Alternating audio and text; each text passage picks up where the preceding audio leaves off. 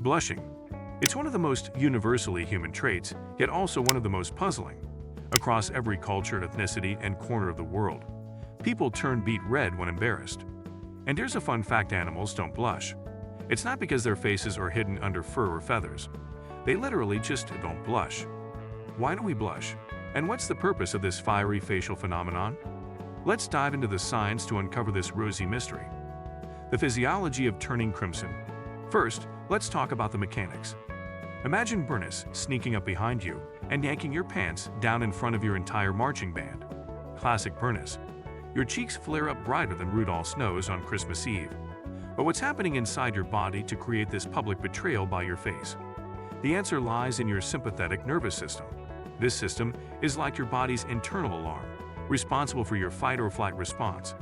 When Bernice strikes, your brain sends out an emergency broadcast, releasing adrenaline faster than a barista pumps out espresso shots during the morning rush. Adrenaline works like a superhero or maybe a supervillain, depending on the situation. Your heart rate spikes, your lungs demand more oxygen, and your muscles prepare to either run like a track star or face the embarrassment head-on.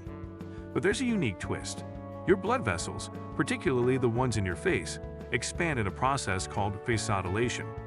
Think of vasodilation as your blood vessels getting a VIP pass to flood your cheeks with blood, making you the main attraction of your own personal circus. Adenyl cyclase, a chemical messenger, amplifies this process by signaling those vessels to open the floodgates. The result? You're left blushing harder than someone caught Googling how to stop blushing. The mystery of the embarrassment effect. Here's where things get weird. Blushing doesn't happen when you're scared out of your wits. When you're being chased by a bear or worse, Bernice in a bear costume, your body doesn't bother with facial fireworks. That's because the blood vessels in your face usually stay out of fight or flight mode.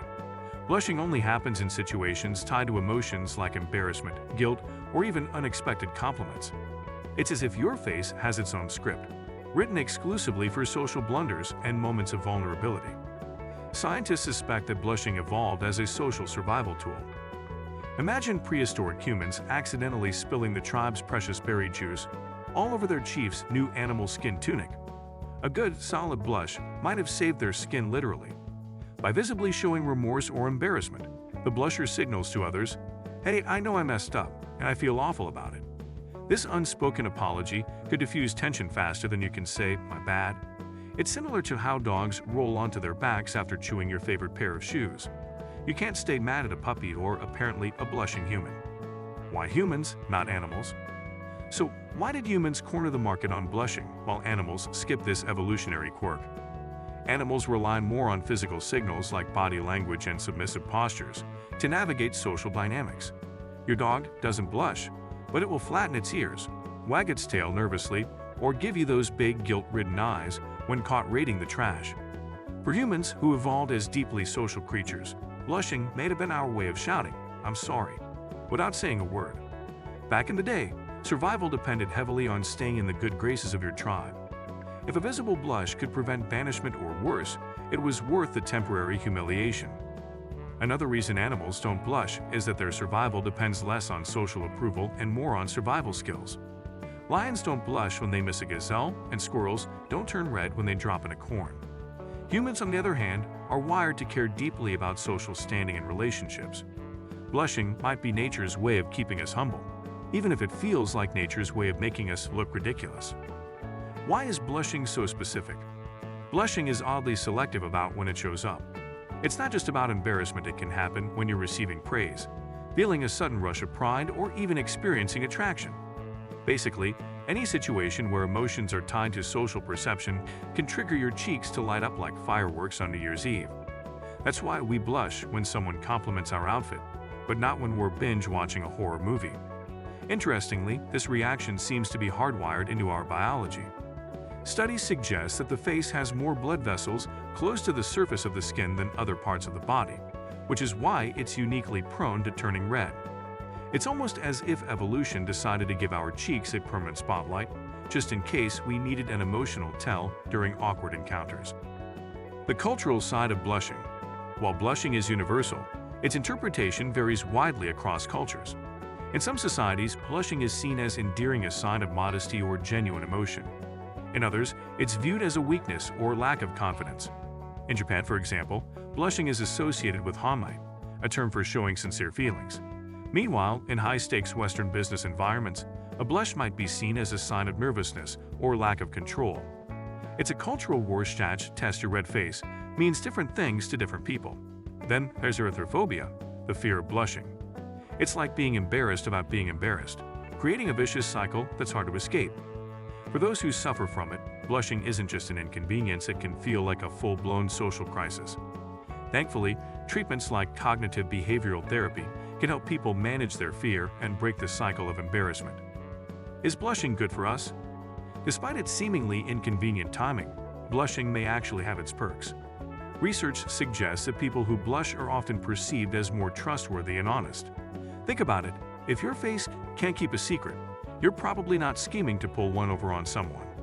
In a study conducted by the University of California, participants viewed blushing individuals as more sincere and likable than those who remained stone-faced in similar situations. Blushing might also help repair social bonds.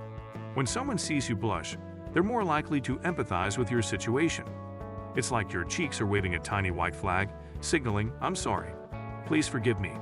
In this way, blushing can act as a social lubricant, smoothing over awkward moments and making it easier to move on. Blushing in the modern world. In today's age of Instagram filters and perfectly curated lives, blushing seems like a throwback to a less polished time.